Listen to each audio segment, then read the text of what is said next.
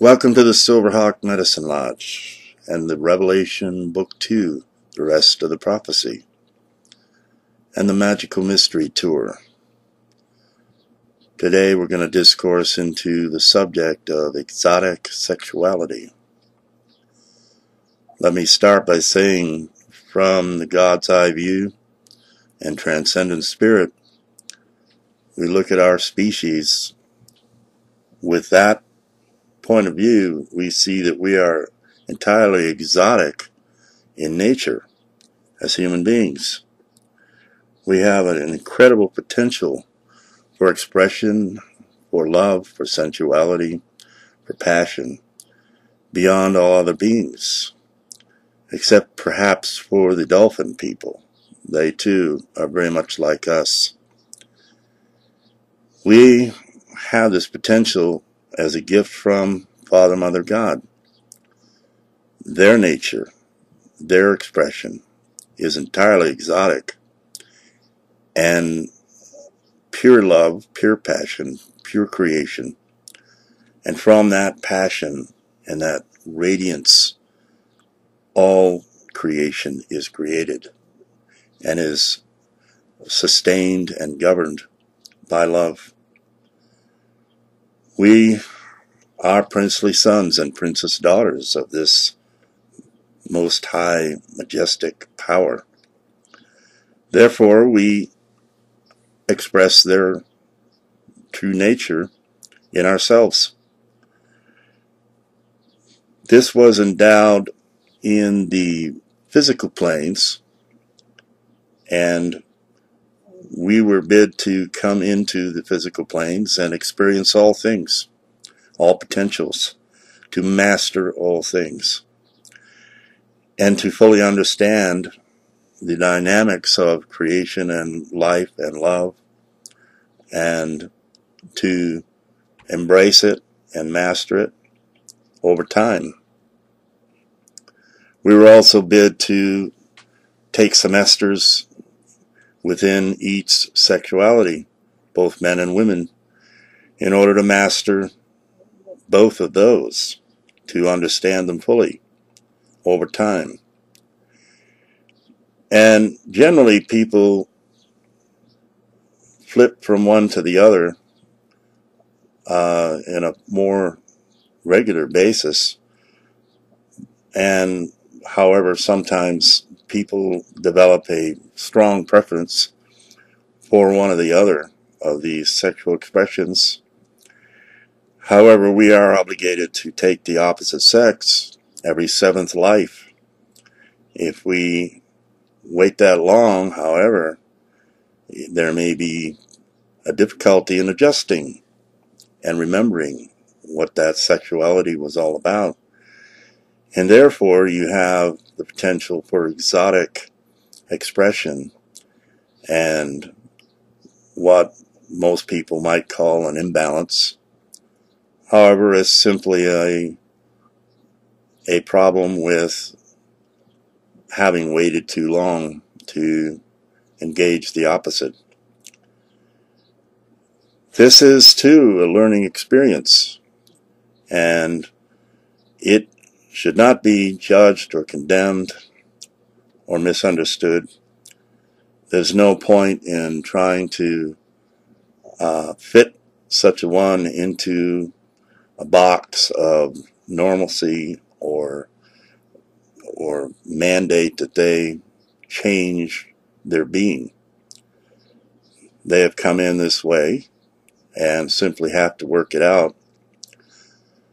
However, they are radiant I am beings behind and within this expression, just like everyone else, and are working out their love. They're working out their karma and dharma. They're working out their lives like everyone else. They're just a bit more exotic than the rest of us. So this does not exile them from the family of humanity. We all live under common law, and common law is based upon the golden rule. treat others the way you would like to be treated. When we accept that law as our guide for life, we can live in peace and allow everyone their freedom of expression and allow them to work out their lives, find their tribes, and be in harmony with that. We all have our tribes. We all have birds of a feather that we seek. And everyone has the right to live, to have life, liberty, and the pursuit of happiness, and to live their life in peace and freedom. As long as you respect that in your neighbor and treat your neighbor the same way, you have a right to expect that in return. We have had a huge variety of expression through humanity. Some may want to ignore that fact or discount it or say it's untrue, but it's true. We do not fit in boxes. We do not fit a programmed persona that may be presented by the media. We are exotic by nature, all of us.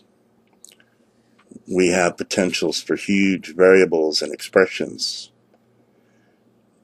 That's easy to see. Just look around at the world as it is, and we have such access to the world now through the internet and all means of communication. And there are so many of us on the planet now, this is easily seen. And in the more developed worlds, we have been coming to make peace with this reality and allow it to be, and learn to live in allowance of many, many variables of expression.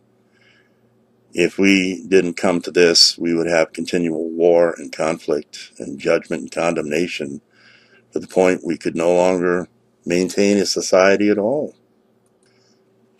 And what we are learning now is that suppression and resistance to anything merely makes it stronger. It doesn't make it go away.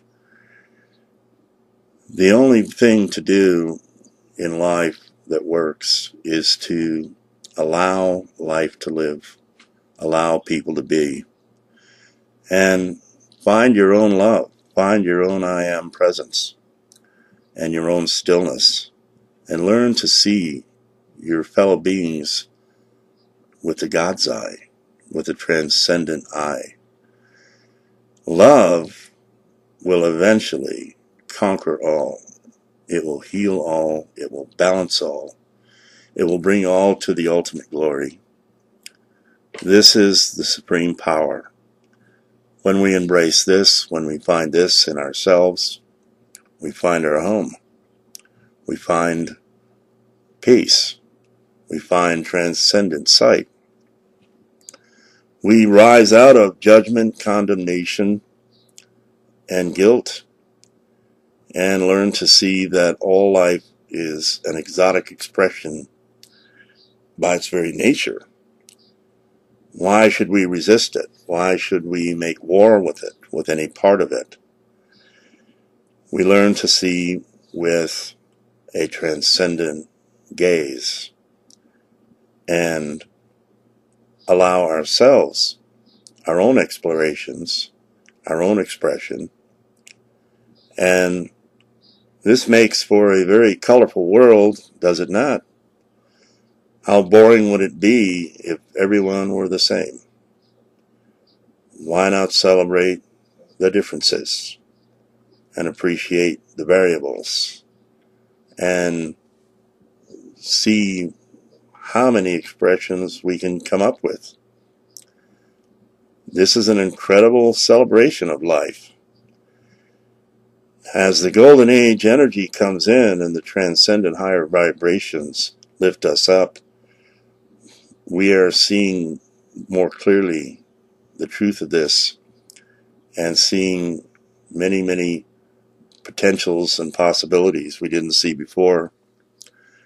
And as we communicate through the internet and learn to meet each other and see all the variables of tribes, of nations, of races, of expressions all through the world, we see that there's room for all of us. There's room for all of us to be however we may be, and each of us to find our birds of a feather and live in peace in our tribes.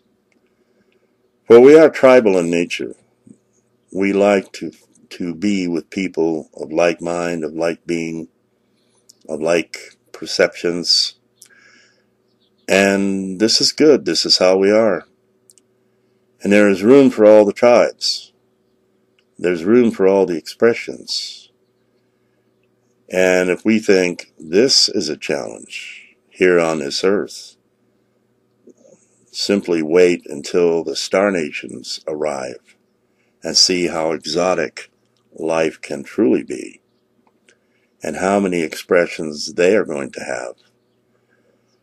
There are beings in this universe so exotic we can't even imagine. There are multidimensional beings.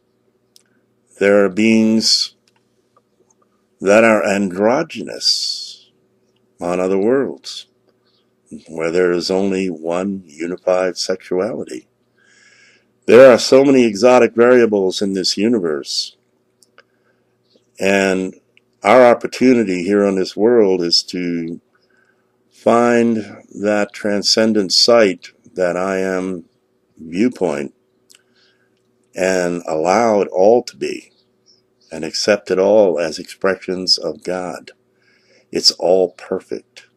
It all has a reason, a design, and a purpose for its being. This is where we need to arrive if we're going to have a golden age galactic society of peace and transcendent harmony. There has been enough war. There has been enough judgment and condemnation to last for eternity. Let us rise out of it and into the transcendence and the peace and unity and prosperity that awaits us tomorrow.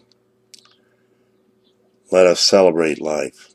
Let us celebrate each other in all our variables. Let's have a love-in here on this party. Here in this planet, we can develop a celebration that will ring through the stars and welcome our celestial neighbors and family to the party as well. And the wonders that await us tomorrow are truly beyond our imagination. So let us rise to this occasion and be still and know the truth, and be still and know each other as family, and allow all of it to be. For truly, the universe is infinite in its expression and creation. There's room for all of it. There's always a place to stand for all beings. So until tomorrow, I bid you Amun Ra, Namaste, Carpe Diem, seize the day. Vaya con Dios. Go with God. Aho.